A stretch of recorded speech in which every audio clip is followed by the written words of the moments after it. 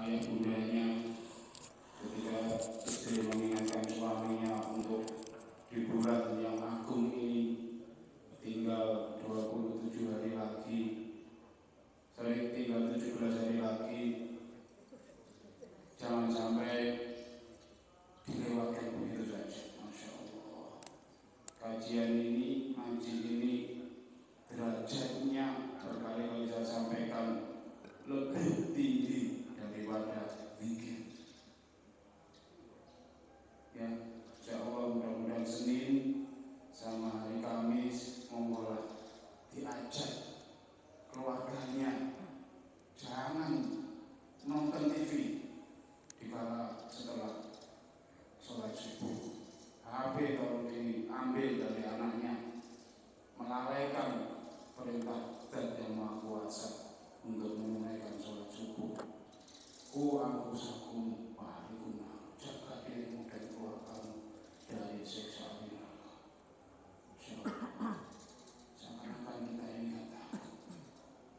Mudah-mudahan Allah memberi hidayah kepada kita semuanya, menggetarkan hati kita semuanya untuk berbondong-bondong menuju rumah Allah dikala ada seruan untuk melaksanakan sholat.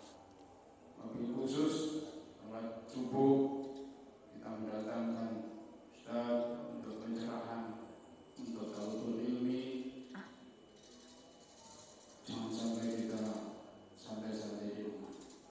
Demikian pengantar saya, mudah-mudahan semuanya dapat hidayah, digetarkan hatinya untuk selalu istiqomah menjalankan perintah-perintahnya. Amin ya rabbal alamin. Terima kasih. Mohon maaf.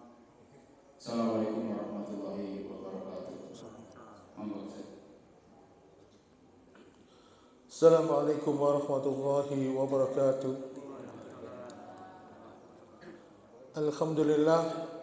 Alhamdulillahilladzi hamdan katsiran thayyiban mubarakan fi kama yuhibbu rabbuna wa yarda. Asyhadu an la ilaha illallah wahdahu la syarika lah wa asyhadu anna Muhammadan abduhu wa rasuluhu alladzi la nabiyya ba'da. Allahumma salli wa sallim wa barik ala Muhammadin wa ala alihi wa ashabihi wa man tabi'ahum bi ihsan ila yaumiddin. Fa ya ibadallah, usikum wa nafsi bi taqwallah faqad fazal muttaqun. Qala ta'ala fi kitabil karim, a'udzu billahi as-sami'il 'alim minas syaitonir rajim. Ya ayyuhalladzina amanu taqullaha haqqa tuqatih wa la tamutunna illa wa antum muslimun. Alhamdulillah, bersyukur kita kepada Allah Subhanahu wa taala karena masih menghendaki kita sebagai hamba-hamba Allah yang dipilih untuk mendapatkan keberkahan waktu pagi di waktu subuh ini. Karena Rasulullah SAW memohon kepada Allah dengan berdoa, ya Allah, berkailah umatku ini pada waktu subuh. Maka barang siapa yang kita hari ini datang pada majelis yang mulia ini untuk berjamaah salat subuh, maka Allah menjanjikan keberkahan bagi mereka-mereka yang hadir. Dan salat subuh ini adalah salat yang termasuk kategori salat wusta, salat yang utama. Kemudian ketika tadi kita sebelum menunaikan salat fardu subuh, kita menunaikan salat sunnah qobliyah subuh, maka Rasulullah SAW memberikan gambaran seakan-akan kita ini mendapatkan dunia dan seisinya. Lebih dari itu, rakaatun fajri, ya, barang siapa yang melakukan salat sunnah 2 rakaat sebelum salat subuh, maka dia seakan-akan mendapatkan dunia dan seisinya, bahkan lebih dari itu.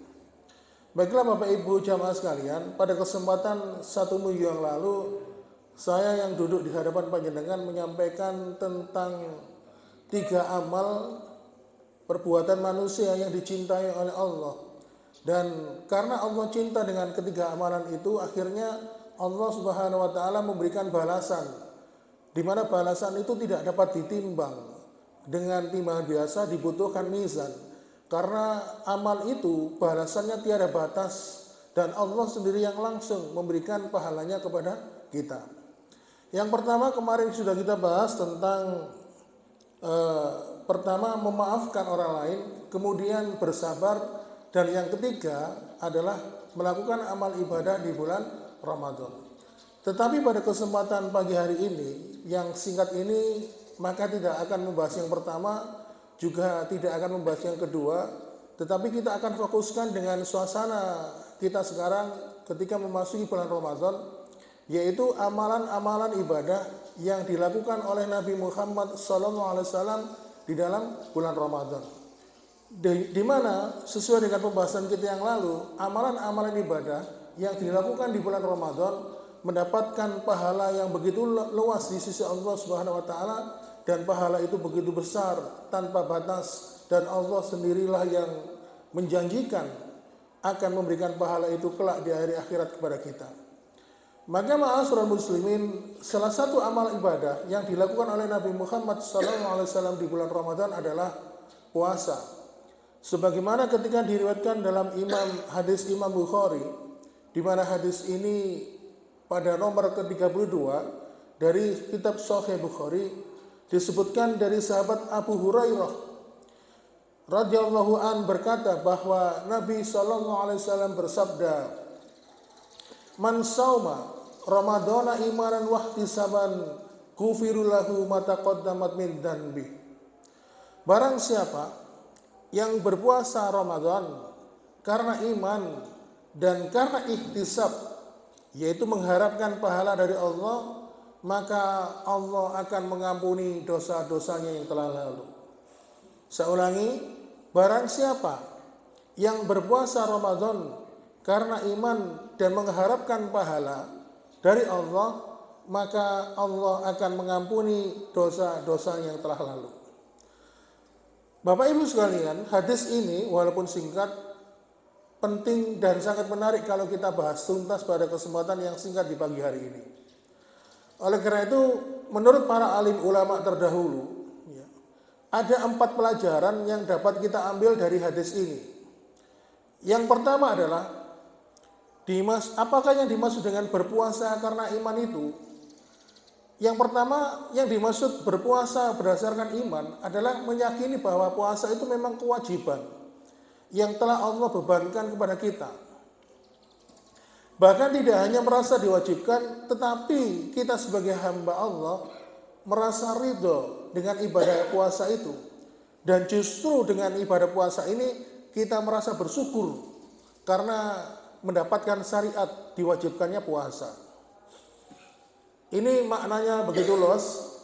Kenapa? Karena umat agama yang lain ada beberapa yang mendapatkan syariat puasa walaupun sehari sekali dalam setahun, ada juga yang tidak. Nah, akhirnya para peneliti, para ilmuwan yang non-Islam yang di negara barat, mereka itu kebanyakan masuk Islam itu karena saintifik, karena ilmu. Begitu mereka memahami agama ini dengan syariatnya, dengan sunnah-sunnahnya, ternyata kok logis, sesuai dengan ilmiah. Nah, akhirnya setelah diteliti, puasa ini mempunyai kandungan manfaat yang begitu luar biasa. Akhirnya karena mereka ini mengagumi syariat Islam ini, sudah ada di dalam penelitian mereka, ya, ternyata bisa memberikan banyak manfaat. Akhirnya banyak di antara para ilmuwan di dunia barat itu yang masuk Islam. Salah satunya adalah, walaupun hadisnya ini tidak sahih, tapi sering disampaikan, berpuasalah maka engkau akan sehat. Walaupun hadis ini derajatnya lemah, tapi memang sebenarnya puasa itu bisa menyehatkan tubuh. Bahkan puasa itu bisa mengembangkan tepos seliro, tenggang rasa. Dia lebih peka terhadap urusan sosial. Bagaimana dia bisa mampu merasakan penderitaan saudaranya yang kekurangan, kelaparan. Dan dia sendiri pun akhirnya merasakan demikian. Dan puasa itu mampu mengendalikan hawa nafsu manusia. Kenapa? Kalau tidak ada puasa, maka manusia itu akan selalu terjajah oleh keinginan, oleh hawa nafsu. Maka pengendalian diri inilah yang penting, sehingga menjadi hikmah salah satu di syariatnya puasa. Dan puasa berpuasa karena iman ini adalah salah satu bentuk pengagungan kepada syariat Allah. Sedangkan apa yang dimaksud dengan ihtisab yaitu mengharapkan pahala dari Allah adalah dia melakukan puasa itu karena landasan ikhlas. Tidak riya, tidak sum'ah, tidak ingin dipuji oleh orang lain. Dan hanya puasa inilah yang mampu menjaga hubungan itu. Kita mungkin di rumah, tidak ada orang, ya, tidak akan mungkin makan dan minum. Karena kita merasa yakin dalam pengawasan Allah. Dan kita yakin Allah juga mengawasi kita. Makanya puasa ini adalah salah satu ibadah yang betul-betul ikhlas karena Allah Subhanahu wa taala. Maka barang siapa yang menjalankan puasa karena iman dan mengharapkan balasan dari Allah, ikhlas tanpa harapan pujian dari orang lain, maka orang seperti ini sesuai dijanjikan oleh Rasulullah SAW, ghufirullahu ma taqaddamat min dhanbi. Maka dia akan diampuni dosa-dosanya yang telah lalu. Oleh karena itu, para ulama terdahulu menyampaikan amalan yang dilakukan oleh seorang hamba itu tidak akan bisa memberikan manfaat sedikit pun kecuali ketika amalan itu disertai dengan rasa ikhlas, mengharapkan pahala dari Allah, dan tentunya juga dalam mengikuti sunnah petunjuk baginda Nabi Sallallahu Alaihi Wasallam. Oleh karena itu, ma'asyiral muslimin, jika ada orang yang melakukan amalan itu bukan karena landasan iman atau ingin karena ditampakkan di hadapan manusia, maka sama saja amalan ini dengan amalan-amalan orang munafik. Orang munafik itu kalau beramal itu tidak berdasarkan iman. Ingin landasan dipuji, riya, ya, ingin dirasani dia berbuat baik, atau sum'ah ketika dia ingin mendengar dirinya dibicarakan kebaikan oleh orang lain. Dan Allah Subhanahu wa taala sudah menjelaskan sifat orang munafik di surat An-Nisa di ayat ke-142, innal munafiqina yukhadi'una Allaha wa huwa yukhadi'uhum wa idza qamu ila sholati qamu kusala yusra'un nas wala yadhkurunallaha illa qalila. Sesungguhnya orang munafik itu hendak menipu Allah, tetapi Allah lah yang menipu mereka. Apabila mereka berdiri untuk salat, mereka lakukan dengan malas, bermaksud riya, ingin dipuji di hadapan manusia, dan mereka tidak mengingat Allah kecuali sedikit sekali. Oleh karena itu, berpuasa karena iman dan ikhlas dan mengharapkan ganjaran dari Allah, maka berpuasa seperti inilah yang akan mendapatkan balasan. Salah satunya adalah diampuni dosa-dosa yang telah lalu. Itu yang pertama. Pelajaran yang kedua dari hadis yang singkat ini, yang kedua menurut para alim ulama adalah kita dibolehkan mengharapkan pahala dari amalan-amalan yang telah dijanjikan oleh Allah. Bolehkah kita mengharapkan pahala? Boleh.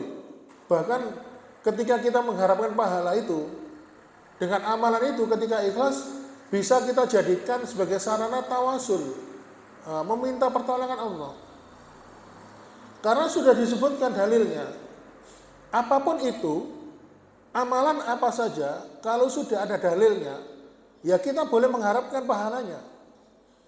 Karena Allah Subhanahu wa taala dan Rasulnya mengabarkan demikian, memberikan motivasi kepada kita.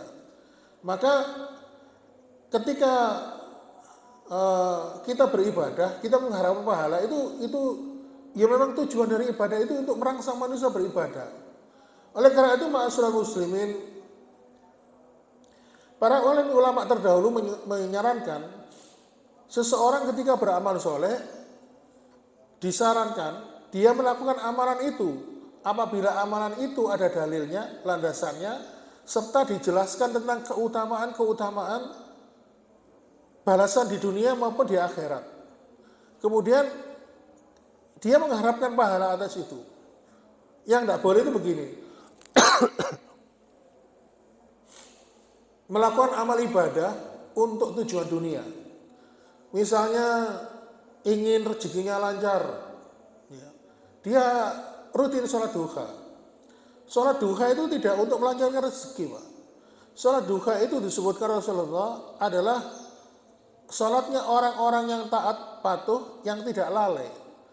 Yang barang siapa yang senantiasa melakukan sholat duha, maka dia akan diberikan pintu khusus nanti di surga lewat sholat duha ini. Dan tidak ada dalil sedikit pun yang menyebutkan bahwa sholat duha itu melancarkan rezeki. Makanya kalau seseorang itu melakukan amal ibadah dengan niatan kepada selain Allah, misalnya untuk urusan dunia, mencari rezeki dan sebagainya, maka tidak boleh. Seperti ketika Rasulullah SAW menjelaskan tentang keutamaan sedekah. Ya, sampai ada ayat Al-Quran yang menyebutkan orang-orang yang mati ya, ingin dihidupkan di dunia walaupun sejenak karena mereka itu ingin sedekah. Kenapa? Karena sedekah itu pahalanya luar biasa di sisi Allah Subhanahu wa taala. Di samping itu juga sedekah itu bisa menghindarkan siksaan ketika nanti orang itu disiksa atau mendapatkan azab dari Allah Subhanahu wa taala di alam kubur maupun di alam dunia. Nah, ketika seseorang bersedekah dengan landasan iman ingin mendapatkan pahala itu dibolehkan. Yang tidak boleh itu adalah ketika dia bersedekah ingin niatnya untuk selain itu misalnya. Kadang-kadang kalau orang Jawa ya, kalau sedekah itu diartikan bancaan. Supaya urusannya lancar kabeh, bancaan atau sedekah bumi atau sedekah apa. Nah, niatan seperti yang ini ya boleh. Makanya mengharapkan pahala dari ibadah itu dibolehkan, alasannya adalah apabila ketika Allah Subhanahu wa taala dan Rasul Muhammad SAW menjelaskan tentang hal itu. Yang ketiga, pelajaran dari hadis yang singkat ini, bolehnya kita menyebut Ramadan saja tanpa ditambahi bulan atau syahrul. Jadi bulan Ramadan itu bukan termasuk bulan haram ya. Bukan maksudnya gini, kalau bulan haram itu bulan yang dimuliakan oleh Allah dalam setahun itu, yaitu bulan Dzulhijjah, Dzulqa'dah, Dzulhijjah, Muharram dan Rajab. Nah, keempat bulan ini kedudukannya di sisi Allah adalah bulan yang suci, yang dimuliakan. Sedangkan bulan Ramadan adalah bukan termasuk keempat bulan itu, tetapi diberikan kemuliaan oleh Allah, di mana bulan Ramadan itu mampu membakar apa? Dosa-dosa dan kesalahan manusia, mampu menghapuskan perbuatan kesalahan manusia yang telah lalu. Dan di dalam bulan Ramadan itu amal ibadah dilipat gandakan pahalanya, dan yang penting lagi adalah seluruh rangkaian hari-hari waktu-waktu di bulan Ramadan itu adalah waktu yang penuh barokah untuk berdoa kepada Allah. Maka barang siapa yang berdoa di dalam bulan Ramadan, Allah menjanjikan lewat lesannya Rasulullah SAW, maka doanya akan diijabah oleh Allah Subhanahu wa taala. Oleh karena itu, ma'asyiral muslimin, keutamaan bulan Ramadan ini diibaratkan seperti seseorang yang ingin membersihkan dirinya. Kenapa? Ketika di bulan Ramadan itu atmosfernya itu adalah atmosfer ketaatan. Orang itu banyak melakukan amal soleh. Maka barang siapa yang banyak melakukan perbuatan kebaikan, amal soleh, maka perbuatan itu mampu menghapus kesalahan-kesalahan, mampu menghapus catatan amal-amal perbuatan yang mengandung dosa dan maksiat. Sebagaimana ketika Allah Subhanahu wa taala berfirman di surat An-Nisa di ayat ke-31, Allah mengatakan, jika kamu menjauhi dosa besar, di antaranya dosa-dosa yang dilarang mengerjakannya, niscaya kami hapus kesalahan-kesalahanmu dan akan kami masukkan kamu ke tempat yang mulia. Oleh karena itu, ma'asyiral muslimin wa subhanatal mu'minin rahimakumullah, dalam sebuah hadis riwayat Imam Muslim, Abu Hurairah radhiyallahu an berkata bahwa Nabi SAW bersabda, as-salawatul khamsu wal jum'atu ilal jum'ati wa ramadanu ila ramadana mukaffiratun man balnahunna idzat tudibatil khabair. Kata Nabi, salat 5 waktu yang lain, ibadah Jumat dari ibadah Jumat yang lain hingga bulan Ramadan, kepada bulan Ramadan berikutnya, semua itu adalah penghapus dosa-dosa di antara keduanya selama dosa-dosa besar itu dijauhi. Apakah dosa besar itu? Yaitu yang pertama, yang terbesar adalah berbuat syirik kepada Allah Subhanahu wa taala. Maka ketika ada seseorang yang menghindari perbuatan syirik, tetapi dia tidak mampu menghindari perbuatan dosa-dosa kecil, maka dengan ibadah-ibadah itu, dari sholat 5 waktu ke sholat 5 waktu yang lain, dari ibadah Jumat ke ibadah Jumat berikutnya, bahkan dari ibadah Ramadan kepada ibadah Ramadan berikutnya, mampu menghapuskan dosa-dosa kesalahan-kesalahannya selama dia tidak melakukan perbuatan dosa besar, yaitu syirik kepada Allah Subhanahu wa taala. Oleh karena itu, ma'asyiral muslimin, ini menunjukkan bahwa amal soleh yang kita lakukan di bulan Ramadan ini, terutama ibadah puasa, adalah sebagai sarana menghapuskan dosa dan kesalahan manusia. Karena sesungguhnya manusia itu tidak bisa lepas dari dosa dan kesalahan. Oleh karena itu, ma'asyiral muslimin wa sumratal mu'minin rahimakumullah, marilah kita dalam kesempatan ini senantiasa memohon kepada Allah agar diberikan istiqomah menjalankan ketaatan kepadanya. Tidak hanya ketaatan yang dilakukan di bulan Ramadan, tetapi juga ketaatan-ketaatan yang dilakukan di luar bulan Ramadan. Dan semoga ketika nanti kita keluar dari bulan Ramadan, kita mendapatkan ampunan dari Allah Subhanahu wa taala, dan yang paling penting adalah Allah